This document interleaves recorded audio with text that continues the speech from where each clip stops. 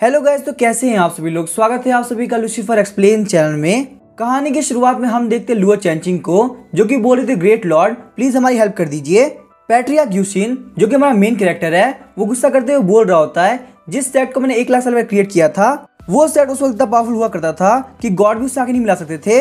मेरे सेक्लूजन में आने के 1 लाख साल बाद ऐसा क्या हुआ कि एक 3rd ग्रेड का सेट मेरे ग्रेट सेट को तबाह करने वाला है। फिर पैट्रियार्क यूशिन लुओ चेंचिंग को अपना पेट पुशिप दे रहे होते हैं और बोलते ये उन एनिमीज को बहुत इजीली संभाल लेगा। लुओ चेंचिंग सोच रही होती है आखिर ये उन लोगों को क्या बिगाड़ लेगा, इसका तो नाम भी पूशी है। तभी पूशी खुद को ट्रांसफॉर्म करते हुए बोल रहा होता है पूशी तो सिर्फ अपने मास्टर के लिए हूँ, दुनिया के लिए तो मैं ग्रेट डीमन किंग हूँ। पूशी सिर्फ छींक के साथ में ही एनिमीज की आधी आर्मी खत्म कर देता है। इतना पावरफुल होने के बावजूद पूशी का नाम पूशी इसलिए है क्योंकि वो पैट्रियार्क यूशिन के हजारों डीमन से सबसे ज्यादा कमजोर है। पैट्रियार्क यूशिन इस दुनिया के अंदर सिस्टम के साथ आए थे। सिस्टम की गाइडेंस के साथ में पैट्रियार्क यूशिन बहुत ही कम टाइम के अंदर बहुत ज्यादा पावरफुल हो गए। उन्होंने खुद की सेट और खुद की डायनेस्टी सेटअप करी और पूरे होंगमेन कॉन्टिनेंट के अंदर उसको ऊंचाइयों पर लेके गए। वो इतने पावरफुल हो चुके थे कि किसी इमोर्टल में इतनी हिम्मत नहीं थी कि वो उनसे नजर मिला सके। पैट्रियार्क यूशिन को लगा कि अब इस दुनिया में सीखने के लिए कुछ भी नहीं बचा, तो इसी वजह से वो अपर एलिमेंट में जाना डिसाइड करते हैं। जैसे ही वो होंगमेन कॉन्टिनेंट से बाहर निकल रहे होते हैं, यूशिन का सिस्टम से बताता है कि वो इनविंसिबल हो चुका है, अब इस दुनिया में ऐसा कुछ भी नहीं जो कि वो सीख के पावरफुल बन सके। उसके बाद यूशिन का सिस्टम से छोड़ के चला जाता है। सिस्टम के जाने के साथ ही यूशिन की कल्टीवेशन वहीं पर रुक जाती है और अब यूशिन होंगमेन कॉन्टिनेंट में फंस चुका है क्योंकि वो अपर इलम में नहीं जा सकता। अब यूशिन को बहुत ज्यादा डर लग रहा था कि एक दिन कोई अपर इलम से आएगा और उसको मार देगा। मौत के डर ने यूशिन को इतना डरा दिया कि वो इस दुनिया की सबसे खतरनाक जगह में जाकर छुप गया, जिसे इस वर्ल्ड के अंदर कोई भी न ढूंढ पाए। हालांकि सिस्टम ने यूशिन को बहुत बार बताया कि अब तुम इनविंसिबल बन चुके हो, इस दुनिया में से कोई भी नहीं जो कि तुम्हारा सामना कर सके। फिर यूशिन 1 लाख साल तक 9 डेथ रियलम में रहा। अब जबकि 1 लाख साल बीत चुके हैं तो यूशिन का सेट बहुत ज्यादा कमजोर हो चुका है। लुओ चेंचिंग को नया सेट मास्टर चुना गया है। मरते वक्त पुराने सेट मास्टर बोल रहे होते हैं हमारा सेट बहुत बड़े खतरे में है और अपनी आखिरी सांसें गिन रहा है। फिर वो लुओ चेंचिंग को टोकन देते हुए बोलते हैं ये हमारे ग्रेट पैट्रियार्क का टोकन है। जाने से पहले पैट्रियार्क ने बोला था जिस दिन हमारा सेट खत्म होने वाला होगा तब इस टोकन की हेल्प से हम उनको ढूंढ सकते हैं, और अगर पैट्रियार्क यहाँ पे आ गए तो इस दुनिया में से कोई भी नहीं जो कि हमारा बाल भी बाका कर सके। लुओ चेंचिंग चाहे जो भी हो जाए तुम्हें पैट्रियार्क को ढूंढ के रहना है। लुओ चेंचिंग इस हालत में नहीं थी कि वो दूसरी बात सोच सके कि आखिर उसे क्या करना चाहिए। वो बिना कुछ सोच समझे पैट्रियार्क का टोकन लेके 9 डेथ रियलम में चली गई। 9 डेथ रियलम भले लॉर्ड यूशिन के लिए एक नॉर्मल जगह है, लेकिन एक नॉर्मल कल्टीवेटर के लिए वो एक मौत का कुआं है। पूरे सफर के अंदर लुओ चेंचिंग को बहुत ज्यादा दिक्कतें आई और कहीं ना कहीं उसे भरोसा था कि वो लॉर्ड यूशिन तक नहीं पहुंच पाएगी। एक बार के लिए लुओ चेंचिंग के दिमाग में ये भी आया कि 1 लाख साल बीत चुके हैं, क्या लॉर्ड यूशिन जिंदा भी होंगे। लुओ चेंचिंग अभी परेशान नहीं थी, तभी उसके सामने बहुत ही बड़ा पर्पल डीमन स्पैरो आ जाता है। पर्पल डीमन स्पैरो को देख के लुओ चेंचिंग को भरोसा हो गया था कि आज उसका आखिरी दिन होने वाला है, क्योंकि ये पर्पल डीमन स्पैरो इतना पावरफुल है कि उसके पूरे सेट को तबाह कर सकता है। आंख बंद करते हुए लुओ चेंचिंग बोल रही होती है आज मैं सेट की मास्टर बनी थी और अब मेरे ही अंडर में मेरा सेट तबाह होने वाला है। मुझे बहुत ज्यादा बुरा लग रहा है कि मैं यहाँ पे फेल हो गई। अगले ही पल जो पर्पल डीमन स्पैरो होता है वो लुओ चेंचिंग को अपनी पीठ के ऊपर बैठा लेता है और उड़ते हुए 9 डेथ रियलम के डीपेस्ट पार्ट में जाने लगता है। लुओ चेंचिंग को कुछ भी समझ में नहीं आ रहा होता कि आखिर ये पर्पल डीमन स्पैरो क्या कर रहा है। जैसे ही लुओ चेंचिंग डीपेस्ट पार्ट में पहुंचती है वो देखती है बहुत ही सुंदर से पैलेस को। पर्पल डीमन स्पैरो पैलेस में लैंड करते हुए लुओ चेंचिंग को उतार देता है। झुकते हुए पर्पल डीमन स्पैरो बोल रहा होता है मास्टर मैंने अपना मिशन कंप्लीट कर दिया। तभी पैलेस के अंदर से व्हाइट हेयर वाला बंदा बाहर निकलता है और बोलता है ठीक है तुम यहाँ जा सकते हो। लुओ चेंचिंग सोच रही होती है आखिर ये मास्टर कौन है जिनके सामने पर्पल डीमन स्पैरो भी इतना डरा हुआ है। घबराते हुए लुओ चेंचिंग व्हाइट हेयर वाले बंदे को ग्रीट करती है। तभी लुओ चेंचिंग के कपड़ों में से उसका टोकन बाहर निकल जाता है और वो उड़ते हुए उस व्हाइट हेयर वाले बंदे के पास जाने लगता है। लुओ चेंचिंग कह रही होती है ये मेरे सेट की आखिरी उम्मीद है, आखिर तुम इसको क्यों ले रहे हो। व्हाइट हेयर वाला बंदा बोलता है ये तो मेरा टोकन है, तो अगर मैं अपना टोकन वापस ले रहा हूँ तो आखिर इसमें चोरी कैसे हुई। लुओ चेंचिंग सोच रही होती है क्या मेरे सामने जो बंदा खड़ा है क्या ये हमारे सेट के फाउंडर ग्रेट लॉर्ड यूशिन हो सकते हैं। लुओ चेंचिंग घुटनों पे आते हुए बोलती है मास्टर आपके ना रहते हुए काफी कमजोर हो चुके हैं, आज हमारा सेट तबाही का कगार पर खड़ा है, सिर्फ आप ही उसे बचा सकते हैं। सेट के हालात के बारे में जान के यूशिन काफी सीरियस हो गया होता है। यूशिन बोल रहा होता है अभी तो सिर्फ 1 ही लाख साल हुआ है और इतने कम टाइम के अंदर ये लोग इतने कमजोर हो गए कि ये कचरा सेट उन्हें तबाह करने वाला है। चलो कोई बात नहीं, 1 लाख साल से यहाँ बैठे बैठे मैं भी काफी बोर हो गया था, मैं तो अपनी इकोनॉमी यूज करते हुए उन सभी लोग खत्म कर दूंगा। यूशिन अभी जाने की बात कर ही रहा होता है तभी उसके सामने सिस्टम आ जाता है। सिस्टम बता रहा होता है पहले आपके पास सिस्टम था वो था सेक्स सिस्टम, और अपग्रेड होने के बाद आपको जो सिस्टम मिला है वो है ब्रांचिंग सिस्टम। आपका पहला मिशन है कि आपको अपर इलम जाने से पहले 6 ट्रायल से गुजरना होगा। शौक होते हुए यूशिन बोल रहा होता है मुझे विश्वास नहीं हो रहा कि मेरे सामने सिस्टम आ चुका है। सिस्टम तुम्हें नहीं पता 1 लाख साल तक तुम्हारी आवाज सुनने के लिए मैंने कितना वेट किया है। सिस्टम बोल रहा होता है आपका पहला ट्रायल होने वाला है, आपको अपने सेट को बचाना है, लेकिन इसमें आप डायरेक्टली इन्वॉल्व नहीं हो सकते। अगर आपने अपनी फिजिकल पावर यूज किया तो आप उसी वक्त हार जाएंगे। रोते हुए लॉर्ड यूशिन बोल रहा होता है, ये मिशन मेरे लिए कुछ भी नहीं है, फाइनली मैं अपर एलिमेंट में जाके अपना एक सेट क्रिएट कर पाऊंगा। यूशिन लुओ चेंजिंग का हाथ पकड़ते हुए बोल रहा होता है, भले ही मैं बहुत ज्यादा स्ट्रांग हूँ पर इस सेट के सेट मास्टर तुम हो। सेट मास्टर होने के तौर पे तुम्हारी जिम्मेदारी बनती है कि तुम इसकी रक्षा खुद से करो। लॉर्ड यूशिन सोच रहा होता है, मुझे सिस्टम ने डायरेक्टली इन्वॉल्व होने से मना किया है पर मेरे पास बहुत सारे इनडायरेक्ट वे है हेल्प करने के लिए। यूशिन बोल रहा होता है, डिवाइन स्वॉर्ड सेट के पास में हेवनली बैटल गार्ड है ना, लुओ चेंजिंग मुझे फॉलो करो। लुओ चेंजिंग जब यूशिन को फॉलो कर रही होती है तो एक स्नैप के साथ में यूशिन वहाँ पे डायमेंशन को चेंज कर देता है। यूशिन बोल रहा था, प्यारे बैटल गार्ड्स आखिर तुम लोग कहाँ पे हो। तभी वहाँ पे 4 काफी हाई ग्रेड के बैटल गार्ड सामने आ जाते हैं। लुओ चेंजिंग काफी शॉक हो जाती है और बोलती है, पैट्रियार्क ने तो बोला था कि वो मुझे कुछ कपड़े दिखाने वाले हैं पर मुझे बिल्कुल नहीं पता था उनके जो नॉर्मल से कपड़े हैं वो 4 एलिमेंट से बने हुए बैटल गार्ड्स है। अगर मैं इनमें से एक भी बैटल गार्ड को यूज कर लूं तो डिवाइन स्वॉर्ड सेट का बैटल गार्ड कुछ भी नहीं होगा। लुओ चेंजिंग रोते हुए बोल रही होती, ग्रेट पैट्रियार्क मुझे फायर एलिमेंट वाला बैटल गार्ड चाहिए।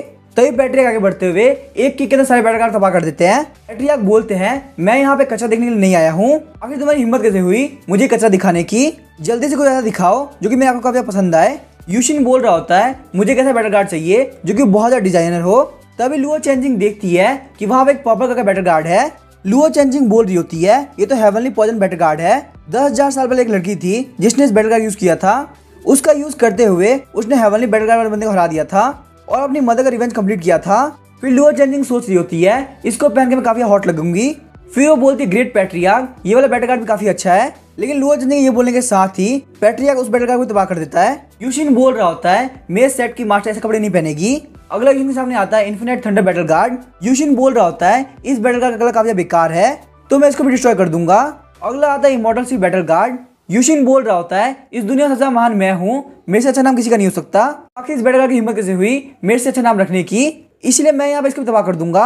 ऐसे ही करते हुए यूशिन बहुत सारे हेवनली बैटल गार्ड को खत्म कर देता है।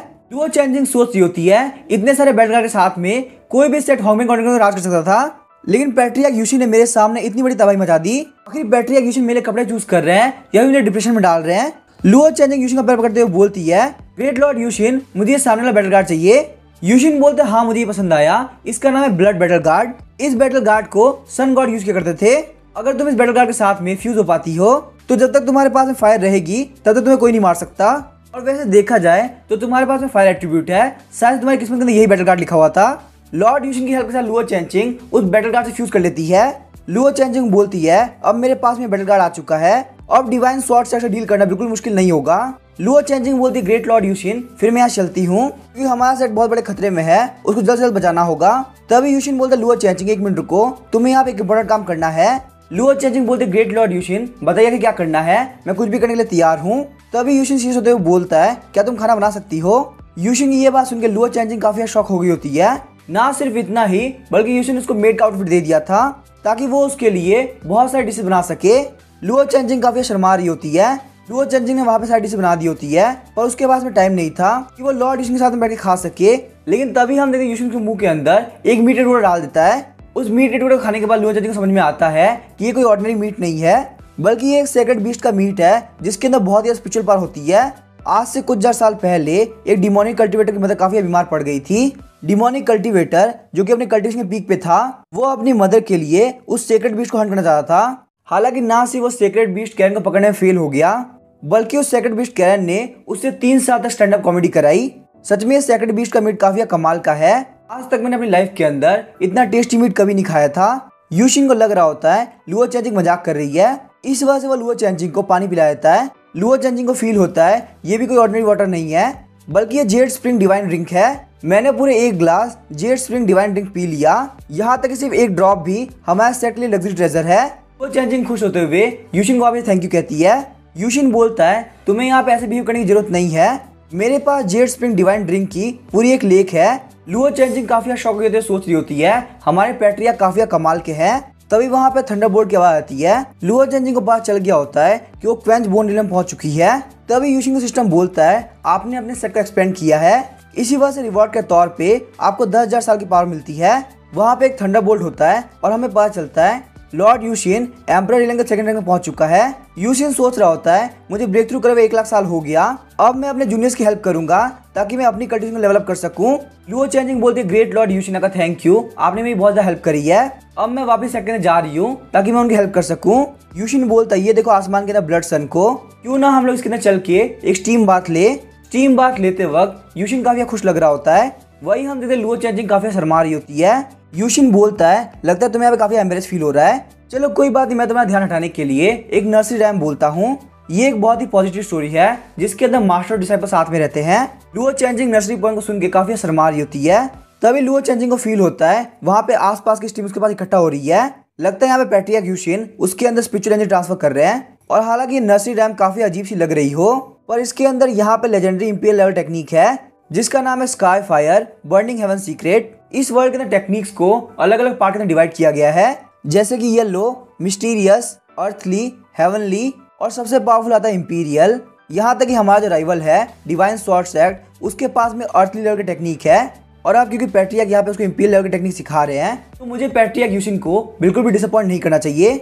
यूशिन सिस्टम से बोलता है मैं अपने सेट के जूनियर के साथ में खाना खा रहा था और उसको थोड़ी बहुत स्टोरी सुना रहा था, क्या यहाँ पे ये सारी चीजें रूल्स के अगेंस्ट है। सिस्टम काफी चिढ़ रहा होता है लेकिन उसके पास में इस बात का कोई जवाब नहीं होता। नेक्स्ट डे हम देखते हैं लुओ चेंजिंग जाने के लिए तैयार होती है। वो बोलती है ग्रेट लॉर्ड यूशिन मैं अब नरी स्पिरिट रिलियन में आ चुकी हूँ, मुझे नहीं लगता डिवाइन स्वॉर्ड सेक्ट अब मेरे हाथों से बच पाएगा। तभी यूशिन अपने पास एक शीप बाहर निकालता है और बोलता है इसका नाम है पुशी, ये तुम्हारे थोड़ा बहुत काम आ जाएगा, अगर ये तुम्हारे काम ना आए तो तुम इसको रात में खा भी सकती हो। यूशिन सोच रहा होता है मैंने अपने हिसाब से लुओ चेंजिंग को सेव कर दिया है, अगर उसके सामने कोई अजीब चीज नहीं आई तो उसको बिल्कुल भी दिक्कत नहीं होने वाली।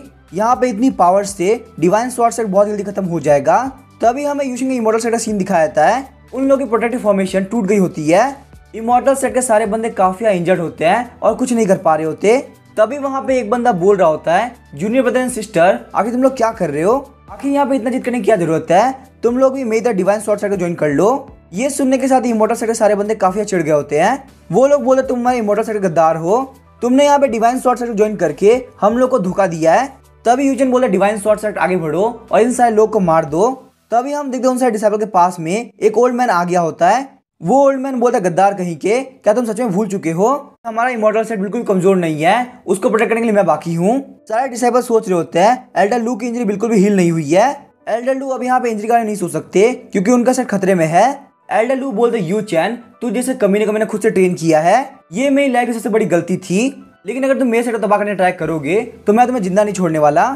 एल्डर लू अपने लाइफ फोर्स यूज करते हुए एक बहुत ही खतरनाक अटैक यू चैन के ऊपर करने वाले होते हैं ताकि वो यहाँ पे इस कमीने गद्दार यू चैन को खुद के हाथों से मार सके। लेकिन जैसे ही वो यू चैन को हिट करने वाले होते हैं डिवाइन स्वॉर्ड सेट का टॉप डिसाइपल स्वॉर्ड मैनियक वहाँ पे आ जाता है। स्वॉर्ड मैनियक ने बहुत इजीली उस अटैक को ब्लॉक कर लिया क्योंकि वो बिल्कुल एल्डर्स के बराबर पावरफुल है और वहीं पे एल्डर लू बहुत ज्यादा इंजर्ड है तो उनके लिए स्वॉर्ड मैनियक का सामना करना बहुत ही मुश्किल है। जैसे स्वॉर्ड मैनियक उनके ऊपर अटैक करता है एल्डर लू उसको डिफेंड नहीं कर पाते। अटैक करने के बाद स्वॉर्ड मैनियक एल्डर लू को किक मार के जमीन में गिरा देता है। एल्डर लू सोच रहे होते हैं हमारे जो सेट में लुओ चेंजिंग है वो 9 डेथ रिले में जा चुकी है, वो हमारे सेट की आखिरी फोर्स है, अगर मैं सेट मास्टर के आने तक यहाँ पे इस फाइट को होल्ड नहीं कर पाया तो हमारा ये इमॉर्टल सेट हमेशा के लिए खत्म हो जाएगा। तभी यूजन सोच रहा होता है मैं अपनी मास्टर क्लास यूज करूंगा ताकि मैं डिवाइन स्वॉर्ड सेट के अंदर बहुत सारे मेरिट कमा सकूं। जैसे ही वहाँ पे यूजन एल्डर लू को मारने वाला होता है हम देखते हैं वहाँ पे काफी खतरनाक लाइट आती है जो कि सीधा यूजन पे गिरती है। उस अटैक की वजह से यूजन सीधे जाके पिलर के ऊपर टकराता है, उस एक ही अटैक के साथ यूजन मर गया होता है। एल्डर लू काफी शॉक हो गए होते हैं, सिर्फ एक स्ट्राइक के साथ यूजन मारा गया। तभी हम देखते कोई बोलता है डिवाइन स्वॉर्ड सेट क्योंकि 1 लाख साल पहले हमारे इमॉर्टल सेट में कुछ भी नहीं था, आज यहाँ पे वही सेट हम लोग को बुली करने के लिए आया है। हम देखते वो कोई और नहीं बल्कि लुओ चेंजिंग होती है। लुओ चेंजिंग वहाँ पे टाइम रहते आ गई होती है और वहीं उसके साथ में पुशी भी होता है। एल्डर लू काफी शौक होते हैं, बोलते हैं क्या हमारे पैट्रियार्क 9 डेथ रिले से वापस आ गए, क्या तुम पैट्रियार्क को अपने साथ में लेके आई हो। लुओ चेंजिंग बोलते हैं हाँ आपने बिल्कुल सही कहा, मुझे पैट्रियार्क यूशिन मिले थे, उन्होंने कहा डिवाइन स्वॉर्ड सेट इस लायक नहीं कि वो उससे फाइट करे, तो इसीलिए यहाँ पे हमें डिवाइन स्वॉर्ड सेट को खुद से हराना होगा। ये बात सुन के इमॉर्टल सेट के सारे लोग काफी शौक हो गए होते हैं। तभी स्वॉर्ड मैनियक बोलता है 9 डेथ रिलम से जिंदा वापस आना, ये काफी कमाल की बात है, इसका मतलब पक्का है तुम्हारे पास में काफी अच्छी खासी स्किल है। जब मैं यंग था तब मुझे किसी भी चीज से डर नहीं लगता था, यही वजह कि मैं 9 डेथ रिलम में एंटर कर गया, लेकिन मैं वहाँ पे अपनी जिंदगी खोते खोते बचा था। पर मेरी किस्मत काफी अच्छी थी कि मुझे वहाँ पे बहुत अच्छी स्वॉर्ड टेक्निक मिल गई, यही वजह कि उस स्वॉर्ड टेक्निक को कोई भी सरपास नहीं कर पाया। अब क्योंकि तुम भी यहाँ पे 9 डेथ रिलम से वापस आ गई हो तो तुम मेरी स्वॉर्ड को झेल सकती हो। मैं तुम्हारे ऊपर यहाँ पे स्ट्रॉन्गेस्ट स्वॉर्ड यूज करूंगा। एल्डर लू बोलते सेक्ट मास्टर प्लीज आप यहाँ चले जाइए। ये बंदा डिवाइन स्वॉर्ड सेक्ट का सबसे टॉप डिसाइपल है। ये ऑलरेडी यहाँ पे नरिश स्पिरिट रियलम के 8th रैंक में पहुंच चुका है। अगर मैं यहाँ पे इंजर्ड नहीं भी होता तो ही मैं इस बंदे को नहीं हरा पाता। लुओ चेंजिंग बोलते बिल्कुल भी टेंशन मत लो, मैं यहाँ पे इस बंदे को संभाल लूंगी। इसी के साथ में वो अपने हाथ पे फायर एक्टिवेट कर लेती है। लुओ चेंजिंग की बातों से स्वॉर्ड मैन काफी चिढ़ गया होता है। तुम्हारा छोटा मोटा फायर मेरे स्वॉर्ड इंडेंट से पंगा लेगा, ये बिल्कुल इम्पॉसिबल है। ड्रैगन स्वॉर्ड इंडेंट फटाफट से आगे बढ़ो और यहाँ पे इस एरोगेंट लड़के को खत्म कर दो। लुओ चेंजिंग हंसते हुए बोलते रेजिंग फायर फिनिक्स बाहर निकलो और यहाँ पे इस ड्रैगन स्वॉर्ड इंडेंट को खत्म कर दो। लुओ चेंजिंग का रेजिंग फायर फिनिक्स ने उस स्वॉर्ड इंडेंट को खत्म कर दिया होता है। स्वॉर्ड मैन की पूरी बॉडी पे फायर लग गई होती है। ये देख के वहाँ के सारे लोग काफी शॉक हो गए होते हैं। हम देखते हैं उस फायर की वजह से स्वॉर्ड मैन वहीं पे खत्म हो गया होता है। लुओ चेंजिंग बोलते तुम्हें यहाँ पे मेरे सामने इतना शो ऑफ नहीं करना चाहिए था, अब देखो तुम्हारी हालत क्या हो चुकी है। एल्डर लू काफी शॉक हो गए बोलते हैं सेक्ट मास्टर आखिर आप यहाँ पे इतनी जल्दी इतनी पावरफुल कैसे हो गई। तभी हम देखते हैं वहां पे एक बंदा आता है, बोलता है आखिर यहाँ पे किसकी हिम्मत हुई जिसने मेरे डिसाइपल को मारा। ये बंदा होता है टैंग ज़ुआंग जो कि डिवाइन स्वॉर्ड सेक्ट का चीफ एल्डर है, जो कि बहुत ही डिवाइन रियलम में पहुंच जाएगा। एल्डर लू बोलते सेक्ट मास्टर प्लीज आप यहाँ चले जाइए। इसी बंदे ने अपनी स्वॉर्ड की हेल्प से ओल्ड सेक्ट मास्टर को मारा था। लुओ चेंजिंग बोलते कभी टकले कहीं के तूने मेरे मास्टर को मारा था, आज मैं तुझसे रिवेंज लेके रहूंगी। टैंग ज़ुआंग अपने पास स्वॉर्ड बाहर निकालता है और बोलता है आखिर तुम्हारी इतनी हिम्मत आई कहाँ से कि तुम यहाँ पे मेरे जैसे पावरफुल मास्टर को चैलेंज कर सको। तभी हम देखते टैंग ज़ुआंग के पास में छोटी सी फ्लेम आती है। टैंग ज़ुआंग सोचता है ये तो बहुत ही छोटी फ्लेम है, आखिर में क्या ही बिगाड़ लेगी। लेकिन तभी हम देखते हैं वो फ्लेम्स काफी बड़ी हो जाती है और उसको अपने अंदर ले लेती है। टैंग ज़ुआंग काफी शॉक होकर बोलता है जो बंदा भी नए स्पिरिट रियलम में है आखिर वो यहाँ पे डिवाइन रियलम की पावर को अनलिश कैसे कर सकता है। लुओ चेंजिंग बोलते टकले कमीने अब तुम मर जाओ और जाके मेरे मास्टर से माफी मांगो। पर तभी हम देखते टैंग ज़ुआंग अपने पास एक बड़ा स्पेयर बाहर निकालता है। उस स्पेयर की हेल्प से वो उन फ्लेम से बाहर निकल गया होता है। वो अपने स्पेयर की हेल्प से लुओ चेंजिंग के बास्केटबॉल के ऊपर अटैक करता है। लुओ चेंजिंग की हेल्थ काफी खराब हो जाती है और वो जमीन पे गिर जाती है। टैंग ज़ुआंग बोला कि तुम्हें क्या लगा था मैं सिर्फ स्वॉर्ड से फाइट कर सकता हूँ। यहाँ पे रियल बात ये है कि मैं लॉन्ग स्पेयर से काफी अच्छी फाइट करता हूँ और ये स्पेयर कोई नॉर्मल स्पेयर नहीं है बल्कि इनविंसिबल डायमंड रॉक से बना हुआ है। तुम्हारे मास्टर का जो एडमेंटियम चेस्ट आर्मर था उसे मैंने इसी स्पेयर की हेल्प से तोड़ा था और तुम्हारे मास्टर को मारा था। लुओ चेंजिंग वहां पे उठने ट्राई करती है और उसके ऊपर वापस रेजिंग फायर फिनिक्स अटैक करती है, लेकिन उन फ्लेम से बचने के लिए टैंग ज़ुआंग अपनी स्वॉर्ड एनर्जी का यूज करता है। यही वजह कि रेजिंग फायर फिनिक्स उसके ऊपर बिल्कुल भी काम नहीं कर रहा होता। जैसे ही टैंग ज़ुआंग अटैक करने के लिए आगे बढ़ता है लुओ चेंजिंग को लग रहा होता है कि अब वो यहाँ पे मारी जाएगी और हमारा इमॉर्टल सेट नहीं बचेगा। लेकिन तभी हम देखते हैं पूसी बीच में आता है और उस स्पेयर को ब्लॉक कर लेता है। जो इनविंसिबल डायमंड रॉक से बना हुआ स्पेयर था वो पूसी का ब्लॉक करने में टूट जाता है। पूसी गुस्से में बोलता है मोड़े टकले तू यहाँ से भाग जा। ये सब देख के टैंग ज़ुआंग काफी शॉक हो गया होता है, उसे अपने आगे भरोसा नहीं हो रहा होता। टैंग ज़ुआंग पीछे की तरफ हट जाता है और डिस्टेंस क्रिएट कर लेता है। पूसी को यहाँ पे फाइट करने का काफी मन कर रहा होता है क्योंकि पूसी पहले यहाँ पे ह्यूमन वर्ल्ड के अंदर रहा करता था और ह्यूमन वर्ल्ड के अंदर हर एक इंसान उसको रिजेक्ट कर दिया करता था। पूसी बोलता है बहुत हो गया, अब मैं यहाँ पे रियल फॉर्म दिखाने वाला हूँ। इसी के साथ हम देखते हैं पूसी शिप बहुत ही खतरनाक बीस्ट के अंदर चेंज हो जाता है। पूसी बोलता है मैं कोई नॉर्मल बीस्ट नहीं हूँ बल्कि एक डीमन किंग हूँ। टैंग ज़ुआंग रोते हुए बोलता है डीमन किंग प्लीज मुझे मत खाना, अगर आपको खाना ही है तो आप मेरे साइड डिसाइड खा सकते हो। टैंग ज़ुआंग भले ही सामने से माफी मांग रहा हो पर वो अपने पीठ पीछे एक डैगर के अंदर लाइफ फोर्स इकट्ठा कर रहा होता है। जब टैंग ज़ुआंग देखता है कि पूसी अब डिस्ट्रैक्ट हो चुका है तो वो अपॉर्चुनिटी का फायदा उठाते हुए उसकी तरफ किंग में स्ट्राइक लगाता है। टैंग ज़ुआंग सोच रहा होता है मैंने यहाँ पे काफी अच्छा प्लान बनाया, अगर मैं यहाँ पे लाइफ फोर्स को यूज करते हुए फुल स्ट्रेंथ अटैक नहीं करता तो यहाँ पे डीमन किंग को मारना बिल्कुल इम्पॉसिबल होता। भले ये डीमन किंग कितना पावरफुल क्यों ना हो वो इस अटैक से नहीं बच पाएगा। लेकिन हम देखते हैं डीमन किंग के छींकने की वजह से वो बंदा वहीं मर गया होता है। डीमन किंग पूरी ध्यान भी नहीं देता कि उसके छींकने की वजह से कोई मर गया है। पर वहीं हम देखते हैं सारे लोग काफी शॉक हो गए होते हैं। वो लोग कहते हैं ये एक डिवाइन हीलिंग का एक्सपर्ट था जिसने हमारे इमॉर्टल सेट को लगभग खत्म कर दिया था और यहाँ पे इस डीमन ने इसको इतनी इजीली मार दिया। तभी हम देखते हैं पूसी सामने की तरफ देख के काफी शॉक हो गया होता है कि उसके सामने जितने भी लोग होते हैं वो सारे लोग मारे गए होते हैं। तभी हम देखते हैं 9 डेथ रियलम में से यूशिन ये सब कुछ देख रहा होता है। यूशिन बोलता है बहुत अच्छी बात है कि मैंने पूसी को वहाँ पे भेज दिया, हालांकि वो मेरे डीमंस में से सबसे कमजोर डीमन है लेकिन फिर भी पूसी का डिफेंस बिल्कुल इनविंसिबल है। अगर कोई बंदा जो कि उससे हाई रियलम पे हो या फिर उसकी रेस पूसी के मुकाबले ज्यादा स्ट्रॉन्ग हो सिर्फ तभी वो उसके डिफेंस को तोड़ सकता है। लेकिन मुझे यहाँ पे इस बात पर भरोसा है डिवाइन स्वॉर्ड सेक्ट के बाद ऐसा कोई नहीं हो सकता जो कि मेरे पूसी को हाथ भी लगा सके। मुझे बस यहाँ बैठ कर रिलैक्स करना चाहिए और अपनी नॉल को पढ़ना चाहिए। वहीं हम देखते लुओ चेंजिंग बोलती है पैट्रियार्क यूशिन आपने हमारी काफी हेल्प करी। मुझे शुरुआत में लगा था पूसी यहाँ वैसी ऑर्डिनरी पेट है, लेकिन अब मुझे देख के लग रहा है पूसी एक बहुत ही पावरफुल वॉरियर है। जितने भी लोग डिवाइन स्वॉर्ड सेक्ट में बाकी होते हैं वो काफी डर गए होते हैं। वो लोग भागते हुए बोलते हैं अगर हम लोग यहाँ से नहीं निकले तो हम सारे लोग भी इन लोग की तरह मारे जाएंगे अभी यहाँ पे इमॉर्टल सेट के सारे लोग एंजॉय ही कर रहे होते हैं। अभी हम देखते हैं एल्डर लू की हालत काफी खराब हो जाती है। एल्डर लू बोलते हैं मैंने अपने 90% लाइफ फोर्स को यूज कर लिया है, तो मैं यहाँ पे आधे घंटे ज्यादा नहीं जी पाऊंगा। लेकिन तभी हम देखते हैं पुशी बोलता है तुम्हारे पास में जेड स्प्रिंग डिवाइन ड्रिंक है, क्यों ना तुम यहाँ पे इस बंदे को सिर्फ लेने दो जिसे ये रिवाइव कर पाएगा। एल्डर लू बोलते हैं जेड स्प्रिंग डिवाइन ड्रिंक ये बहुत ही प्रीशियस है, मैं अब यहाँ पे मरने जा रहा हूँ, तुम्हें इसको मेरे ऊपर वेस्ट नहीं करना चाहिए। ये ड्रिंक यहाँ पे हमारे आने वाले जनरेशन के लिए काफी काम आएगा। तभी हम देखते हैं लुओ चेंजिंग अपने पास से एक बहुत बड़ा जग बाहर निकालती है। ये देख के एल्डर लू काफी शॉक हो गए होते हैं। एल्डर लू सोच रहे होते हैं कहीं ऐसा तो नहीं कि मैं ऑलरेडी मर चुका हूँ, आखिर मेरे सामने यहाँ पे जेड स्प्रिंग डिवाइन ड्रिंक का इतना बड़ा जग कैसे आ सकता है। वहाँ पे जमीन के ऊपर जेड स्प्रिंग डिवाइन ड्रिंक थोड़ी बहुत गिर गई होती है। एल्डर लू बोलते हैं इसको हमें वेस्ट नहीं करना चाहिए, मैं इसको पी लेता हूँ।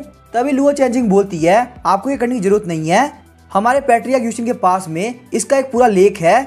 पुशी बोल रहा होता है तुम्हारे जैसा बेवकूफ मैंने आज तक नहीं देखा। एल्डर लू बोलता है तुम सारे लोग झूठ बोल रहे हो, लगता है मैं पहले से मर चुका हूँ। तभी हम देखते हैं लुओ चेंजिंग अपने बैटल गार्ड को समन करती है। लुओ चेंजिंग बोलती है जो पुशी है वो हमारे पैट्रिया सबसे कमजोर पेट है, क्या आपको भरोसा हो गया कि हमारे पैट्रिया ग्यूशिन कितने पावरफुल है। ये सारी बातें सुनकर एल्डर लू काफी शॉक हो गए होते हैं।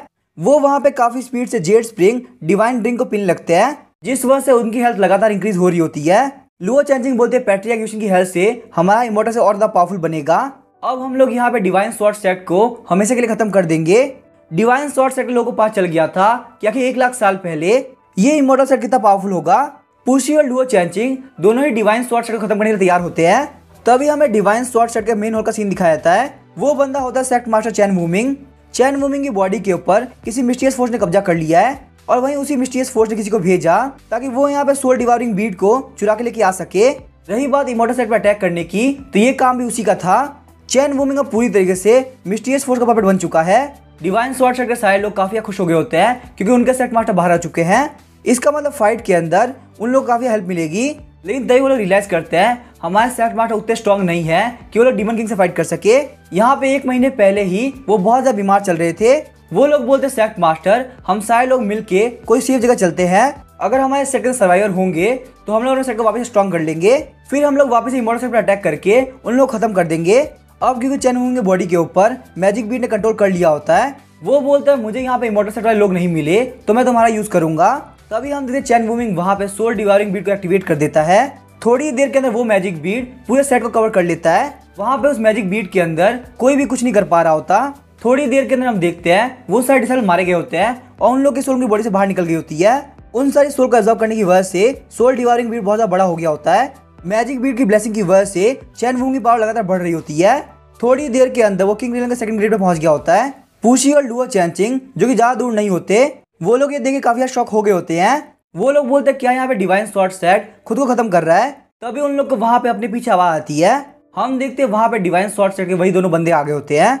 वो लोग बोले तभी मैं सोचूं आखिर यहाँ पे इमॉर्टल सेट इतना पावरफुल कैसे हो गया। तुम लोग के पास में यहाँ पे डीमन किंग रियलन का डीमन है और वहीं एक बहुत ही पावरफुल लेजेंडरी बैटल गार्ड है। पुशी बोलता है यहाँ पे कुछ ना कुछ तो गड़बड़ है, ये लोग ह्यूमंस नहीं है बल्कि ये लोग डीमंस है। उन डीमंस को मारना बहुत मुश्किल होता है जो कि डार्क एनर्जी को यूज करना जानते हैं। ये लोग यहाँ पे ह्यूमंस और बीस्ट को एब्जॉर्ब करके अपनी कल्टिवेशन में इंप्रूव करते हैं। लेकिन यहाँ पे ऐसे डीमंस को ह्यूमंस ने 1000 साल में डिस्ट्रॉय कर दिया था। तो आखिर यहाँ पे इतने छोटे सेट के अंदर ये लोग क्या कर रहे हैं। लुओ चेंजिंग वहाँ पे टेलीपैथी के थ्रू पुशी को बोलती है तुम यहाँ पे एक डीमन को संभाल के रखो, मैं दूसरी डीमन को मार देती हूँ। लुओ चेंजिंग जानती थी कि उसके सामने यहाँ पे किंग रियलन की डीमन है और वो उसको बिल्कुल भी नहीं हरा सकती, लेकिन वैसे भी यहाँ पे उसको फाइट टू डेथ करनी है तो आखिर वो पूरा पार्टनरशिप क्यों ना लगाए। लुओ चेंजिंग अपनी पूरी स्ट्रेंथ का यूज करते हुए सबसे पावरफुल अटैक करती है जिसका नाम था बर्निंग स्काई फ्लेम स्लैश। सिर्फ एक ही अटैक के साथ वो किंग रियलन की डीमन खत्म हो गई होती है। वही हम देखते हैं पुशी वहाँ पे एक बंदे से एक्टिंग करते हुए पंच खा लेता है और वहीं टाइम का फायदा उठाते हुए वो अपनी पूंछ से उस बंदे को पकड़ लेता है। उसके बाद वो वहाँ पे आसमान के अंदर एक थंडरबोल्ट क्रिएट करता है और उस बंदे को गिरा देता है। वो दोनों ही काफी खुश हो गए होते हैं। उन लोग को लग रहा होता है कि उनका प्लान काफी बढ़िया से काम कर गया। लेकिन तभी हम देखते हैं किंग रियलन की फीमेल डीमन फ्लेम से बाहर निकल गई होती है। वो अपने ट्रू फॉर्म में होती है और बोलती है नरी स्पीड रियल में होने के बावजूद तुम यहाँ पे इतना पावरफुल अटैक कर पाई, ये काफी कमाल की बात है। लेकिन फिर भी हमारे बीच में जो रियल का गैप है वो बिल्कुल भी कंप्लीट नहीं हो सकता। वही हम देखते हैं दूसरा वाला डीमन पुशी के पूंछ को तोड़ देता है। पुशी का जो इनविंसिबल डिफेंस होता है वो वहीं पे टूट गया होता है। जैसे ही वहां पे वो दोनों डीमन उन लोगों को फाइनल ब्लो लगाने वाले होते हैं, हम देखते हैं कोई उन लोगों पर स्ट्राइक लगाता है और उन लोगों को वहीं पे खत्म कर देता है। तभी हम देखते हैं लुओ चेंजिंग उन लोगों को थैंक यू बोलने के लिए आगे बढ़ती है और उन लोगों को वहां पे Z spring divine drink offer करती है। वो दोनों ही वहाँ पे जेड स्ट्रिंग डिवाइन ड्रिंक की तरफ देखते भी नहीं है। वो लोग बोलते सिर्फ फालतू चीजों में हम लोग बिल्कुल भी दिमाग नहीं लगाते। हम लोग बहुत ही दूर से नेशनल ट्रेजर को वापस लेने के लिए आए हैं। उस नेशनल ट्रेजर का नाम है सोल डिवावरिंग बीड। हमारे हिसाब से ये चीज काफी डेंजरस है और तुम लोग को इसके अंदर इन्वॉल्व नहीं होना चाहिए। अब हमारी बात ध्यान सुनो, तुम लोग जितनी जल्दी हो सके यहाँ से स्पीड से निकल जाओ। वहीं हम देखते हैं चैन वूमिंग ने सोल डिवावरिंग बीड को रिफाइन कर लिया होता है। वो असलियत में 1000 साल पुराना एलिमेंट डीमन है जो कि एम्परर एलियन के काफी पास है। लेकिन वहाँ पे एलिमेंट डीमन को देख के वो दोनों बिल्कुल भी नहीं डरते। वो लोग बोलते हम लोग डीमन हंटर्स है। आखिर डीमन हंटर्स के सामने एक ऐसा डीमन जो कि एम्परर एलियन में पहुंचने वाला है, आखिर वो क्या ही कर सकता है। आखिर तुम्हारी हिम्मत कैसे हुई, तुमने यहाँ पे नेशनल ट्रेजर सोल डिवावरिंग बीड को चुरा लिया। अब तुम्हें यहाँ पे मरने से कोई भी नहीं जा सकता। कुछ ही बोलता है मुझे समझ में आ गया, आखिर यहाँ पे ये लोग है कौन। ये लोग यहाँ पे डीमन हंटर्स है जिनके पास में डीमन ब्लड होता है। ये लोग यहाँ पे बहुत इजीली डीमंस की पावर यूज कर सकते हैं। यहाँ तक कि अपने से पावरफुल डीमंस को भी ये लोग बहुत इजीली कन्फ्रंट कर सकते हैं। 1 लाख साल पहले डीमंस खत्म करने के लिए इनके एंसेस्टर ने बहुत ज्यादा मेहनत करी थी। लेकिन इससे पहले पूछी अपनी बात कंप्लीट कर पाता वो दोनों ही डीमन हंटर्स धड़ाम से नीचे गिरते हैं। वो दोनों डीमन हंटर्स एलिमेंट डीमन के बैग को नहीं तोड़ पा रहे होते। एलिमेंट डीमन बोलता सोल डिवावरिंग बीड को रिफाइन करने के बाद ये मेरे लिए यहाँ पे प्रोटेक्टिव बैरियर के तौर पे काम कर रहा है। सोल डिवावरिंग बीड के पास में हेवन एंड अर्थ की पावर है। ये ना सिर्फ यहाँ पे लोगों को कैद करने का काम आता है बल्कि डिफेंस के लिए भी काम आ सकता है। सोल डिवावरिंग बीड के होने के साथ में अब मुझे कोई भी अटैक से डर नहीं लगता। ये बात सुनने के साथ ही डीमन हंटर्स काफी डर गए होते हैं। डीमन हंटर्स बोलते हैं ये सच में यहाँ पे हेवन एंड अर्थ का लॉ है। यहाँ पे हमारे लेवल के साथ हम लोग इस एलिमेंट डीमन कुछ भी बिगाड़ सकते। इससे पहले वो लोग वहां से भाग पाते। एलिमेंट डीमन सोल डिवावरिंग बीड की हेल्प से पूरे कॉन्टिनेंट को कवर कर लेता है। अब एलिमेंट डीमन के सामने 2 किंग रियल के डीमन स्लेयर है, वहीं एक कमजोर डीमन किंग है और एक एम्परर रैंक का बैटल गार्ड है। वहीं इमॉर्टल सेट के बहुत सारे डिसाइबल वहां पे होते हैं। एलिमेंट डीमन वहां पे उन सारे लोगों की बॉडी के अंदर से सोल एनर्जी लेने लगता है। लुओ चेंजिंग वहां पे काफी रिग्रेट कर रही होती है। वो बोलते हैं मुझे यहाँ पे इमॉर्टल सेट के डिसाइबल को लेकर नहीं आना चाहिए था। अब मैं यहाँ पे कुछ भी नहीं कर सकती, इमॉर्टल सेट यहीं पे खत्म हो जाएगा। लेकिन तभी हम देखते आसमान के अंदर से आवाज आती है, हेलो जूनियर्स, आखिर तुम सारे लोग कैसे हो। आसमान के अंदर वहां पे एक पोर्टल बन गया होता है जिसके अंदर से एक हाथ बाहर निकलता है। उसी को पता चल गया होता है कि उसके मास्टर यहाँ पे आ चुके हैं। एलिमेंट डीमन भी काफी घबरा गया होता है और सोच रहा होता है हेवन एंड अर्थ के लॉ को तोड़ते हुए ये बंदा अंदर एंटर कर गया। ये बंदा कम से कम यहाँ पे एम्परर एलियन में होगा। ये तो एक बहुत ही छोटी जगह है जहाँ पे किंग रेन का बंदा भी खुद को एक किंग कह सकता है। तो आखिर यहाँ पे एक एम्परर एलियन का बंदा क्या कर रहा है और वो खुद को यहाँ पे कचरा इमॉर्टल सेट का पैट्रियर्क बता रहा है। यूशिन बोलता है मैं तुम लोग को यहाँ पे हेलो बोलने के लिए आया हूँ, ऐसे ये उम्मीद मत करना कि मैं तुम लोग यहाँ पे शेव करूंगा। तभी यूशिन बोलता सिस्टर मेरी बात ध्यान सुनो, मैं यहाँ पे जूनियर से हाथ मिलाने के लिए आया हूँ, तुम इसको अटैक के तौर पर नहीं मानोगे। ये बात सुनने के साथ ही सिस्टर वहाँ पे कुछ भी नहीं बोल पा रहा होता। ये सुनने के साथ ही एलिमेंट डीमन काफी शांत हो गया होता है। मुझे यहाँ पे ये बात समझ में आती है एम्परर एलियन के लोगों को लाइफ और डेथ से कोई फर्क नहीं पड़ता, तो इसी वजह से यहाँ पे ये बंदा मेरे से फाइट करने के लिए नहीं आया। यूशिन बोलते हैं मैं जहाँ पे रहता हूँ वहाँ पे सारे लोग ग्रीट करने के लिए हाथ मिलाते हैं। आसमान के अंदर हम देखते हैं एलिमेंट डीमन की तरफ पाम अटैक बढ़ रहा होता है। एलिमेंट डीमन सोच रहा होता है आखिर ये अपने जूनियर से हाथ क्यों नहीं मिला रहा, मेरी तरफ क्यों बढ़ रहा है। इसका मतलब यहाँ पे ये पैट्रियार्क मुझे टारगेट कर रहा है। लेकिन मैं यहाँ पे ऐसे डिस्ट्रॉय नहीं होने वाला, मैंने बहुत ज्यादा मेहनत करी है। हजारों साल इंतजार करने के बाद मुझे डिवाइन स्वॉर्ड सेट के मास्टर की बॉडी मिली है। वही सोल डिवावरिंग बीड को रिफाइन करने के लिए मुझे पूरे 10,000 साल लग गए। मैं इतने सालों से छुपा हुआ था लेकिन मुझे कुछ भी नहीं हुआ। जैसे ही मैं इस वर्ल्ड के सामने आया तो आखिर मेरे सामने इतना पावरफुल एम्परर एलियन का बंदा क्यों आ गया। अगर तुम यहाँ पे डीमन रेस के खिलाफ वॉर करना चाहते हो तो चलो कोई बात नहीं। उसके बाद वो वहाँ पे डीमन रेस की ब्लड लाइन को फुली एक्टिवेट कर देता है, सोल डिवावरिंग बीड को भी फुली एक्टिवेट कर देता है और वही हेवनली स्वॉर्ड बैटल गार्ड को भी फुली एक्टिवेट कर देता है। वैसे ही मैं यहाँ पे एम्परर एलियन से थोड़ा सा ही कम हूँ। डीमन रेस की कंप्लीट फॉर्म के साथ एलिमेंट डीमन की फायर पावर फुली ओपन हो गई होती है। एलिमेंट डीमन बोलता है मुझसे फाइट करो, मुझे अब यहाँ पे जेड एम्परर भी नहीं हरा सकता। इस कॉन्टिनेंट के हिसाब से मैं यहाँ पे टॉप पे हूँ। लेकिन इससे पहले एलिमेंट डीमन आगे कुछ बोल पाता, उसके ऊपर बहुत ही खतरनाक पाम अटैक होता है और वो 10,000 किलोमीटर दूर जा गिरता है। उसके उतने स्पीड जाने की वजह से कॉन्टिनेंट के अंदर हर जगह तोड़फोड़ हो गई होती है। यूशिन बोलता है मैं ग्रेट लॉर्ड यूशिन 1 लाख साल से सेक्लूजन के अंदर हूँ। लगता है प्रेजेंट वर्ल्ड के अंदर सारे लोग मेरे बारे में भूल चुके हैं, पर अगर तुम यहाँ पे 1 लाख साल पहले हॉन्गमेन कॉन्टिनेंट का हिस्ट्री देखोगे तुम्हें पता चलेगा हिस्ट्री के हर एक पेज के अंदर ग्रेट लॉर्ड यूशिन का नाम है। ग्रेट लॉर्ड यूशिन इनविंसिबल है और उसकी चीज को कोई भी हाथ नहीं लगा सकता। ये सब देख के वो दोनों डीमन हंटर काफी शॉक हो गए होते हैं। डीमन हंटर्स बोलते आखिर बंदा है कौन, हमारा हॉलीवुड किंगडम इनके सामने कुछ भी नहीं है। यूशिन वापस से अपनी फिश खाने के लिए निकल जाता है और जाते जाते बोल रहा होता है हमारा इमॉर्टल सेट बहुत कमजोर हो चुका है, हर रोज प्रोग्रेस करो और बहुत ज्यादा पावरफुल बनो। इमॉर्टल सेट के सारे लोग बोलते पैट्रियार्क आप बिल्कुल भी ऐसा मत लीजिए, हम लोग यहाँ पे बहुत ज़्यादा मेहनत करेंगे, इस वर्ल्ड के अंदर इमॉर्टल सेक्ट बहुत ज़्यादा पावरफुल बनेगा। वहाँ पे वो दोनों डीमन हंटर काफी एम्बेरस हो गए होते हैं। थोड़ी देर पहले हम लोग यहाँ पे इन लोगों को बोल रहे थे तुम लोग बहुत ही छोटे सेक्ट हो, तुम लोग को बड़े बड़े सेक्ट के मैटर में हाथ नहीं लगाना चाहिए। लेकिन आखिर यहाँ पे किसने सोचा था उन लोग का पैट्रिया कितना बड़ा बिग शॉट होगा। क्यों ना हम लोग यहाँ पे इमॉर्टल सेक्ट वालों को गिफ्ट दे। वो लोग वहाँ पे लुओ चैनचिंग को रोक देते हैं। वो लोग बोलते हैं ये हमारे हॉलीवुड किंगडम का स्टारफॉल मैप है, पैट्रियाक ने हमारी काफी हेल्प करी है, इसी वजह से थैंक यू के तौर पे आप इसको एक्सेप्ट कर लीजिए। यहाँ पे अचानक गिफ्ट को देख के लुओ चैनचिंग काफी शॉक हुई होती है। लुओ चैनचिंग बोलती है यहाँ पे स्टारफॉल मैप के अंदर बहुत ही पावरफुल फॉरेन ट्रेजर की लोकेशन छुपी हुई है। मैं यहाँ पे आप लोग के पास से इतना वैल्यूबल गिफ्ट एक्सेप्ट नहीं कर सकती। उन दोनों डीमन हंटर्स को लगता है शायद से यहाँ पे लुओ चैनचिंग हम लोग काफी बुरा समझ रही है। वो लोग घुटनों पे आते हुए बोलते हैं प्लीज हमारा गिफ्ट ले लो वरना हम लोग यहाँ से हिलने वाले नहीं है। उन लोग के इतनी बार जिद करने की वजह से लुओ चैनचिंग गिफ्ट को ले लेती है। तभी लुओ चैनचिंग सोचते हैं मेरे पास यहाँ पे करने के लिए बहुत सारी चीजें हैं। डिवाइन स्वॉर्ड सेट तबाह हो चुका है और हमारे इमॉर्टल सेट को यहाँ पे उम्मीद मिली है। चलो यहाँ पे टाइम हो चुका है कि हम लोग हमारे इमॉर्टल सेट को वापस रीबिल्ड करें। सिस्टम बोलता है यहाँ पे इमॉर्टल सेट का मैटर सॉल्व हो चुका है, आपका फर्स्ट ट्रायल खत्म होता है, इसी वजह से आपको रिवॉर्ड के तौर पे 10,000 साल की पावर मिलती है। आप यहाँ पे एम्परर रिलम के 3rd लेवल पहुंच चुके हैं। आपका अगला मिशन ये है कि आपके 9 डेथ रिलम के अंदर एक घुसपैठिया आ गया है। यहाँ से आए की चीजें आपको खुद से समझनी है, सिस्टम में कोई हेल्प नहीं करेगा। ट्यूशन बोलता है कोई बात नहीं, यहाँ मिशन कंप्लीट करने में काफी मजा आने वाला है। तभी हम देखते हैं 9 डेथ रिलम के अंदर एक ओल्ड मैन की एंट्री हुई होती है। वो बंदा होता है जेड फेस वेनरेबल वैन बायू। किंग रिलम में होके वो खुद को इनविंसिबल समझ रहा था क्योंकि वहाँ पे बहुत सारे पावरफुल बीस्ट भी उसको रेस्पेक्ट दे रहे थे।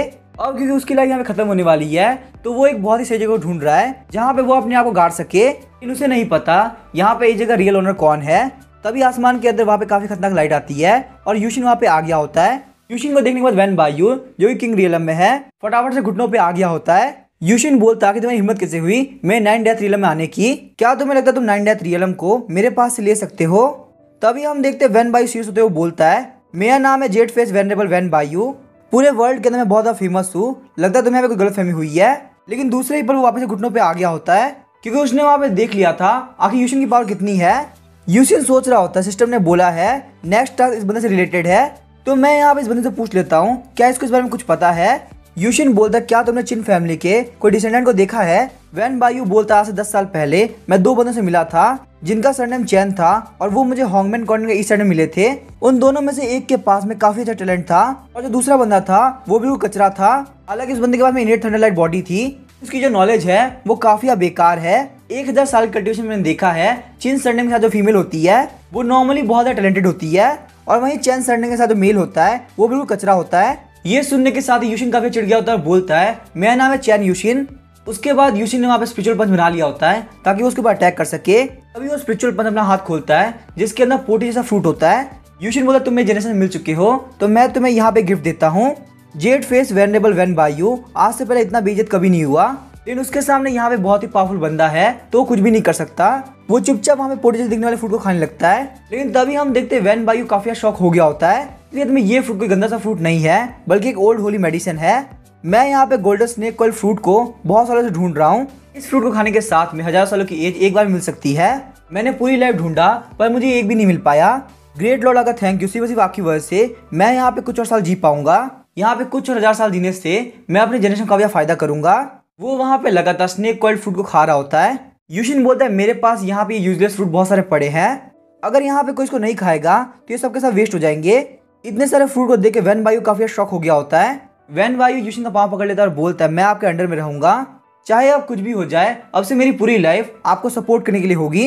यूशिन सोच रहा होता है अगर मुझे यहाँ पे सिस्टम ने डायरेक्ट एक्शन लेने से मना नहीं किया होता तो मैंने कभी तुम्हारे जैसे ओल्ड मैन को अपने अंडर में नहीं लिया होता। और मुझे यहाँ सच में एक बंदा चाहिए जो कि मेरे लिए बाहर के सारे काम कर सके। वही हमें दूसरी तरफ चैन यूशिन के डिसेंडेंट चैन डाओ को दिखाया जाता है क्योंकि चैन डाओ यहाँ पे चैन फैमिली का हेड है इसलिए वो पैट्रिया को बोल रहा है। वो पैट्रिया के टोकन को देखते हुए बोल रहा था पैट्रिया प्लीज हमारी हेल्प कीजिए, इस वर्ल्ड के अंदर सिर्फ आप ही ऐसे हैं जो कि हमारी हेल्प कर सकते हैं। अभी आसमान के अंदर काफी खतरनाक ठंडा निकलती है और हम देखते हैं टोकन के अंदर लाइट चमकने लगती है।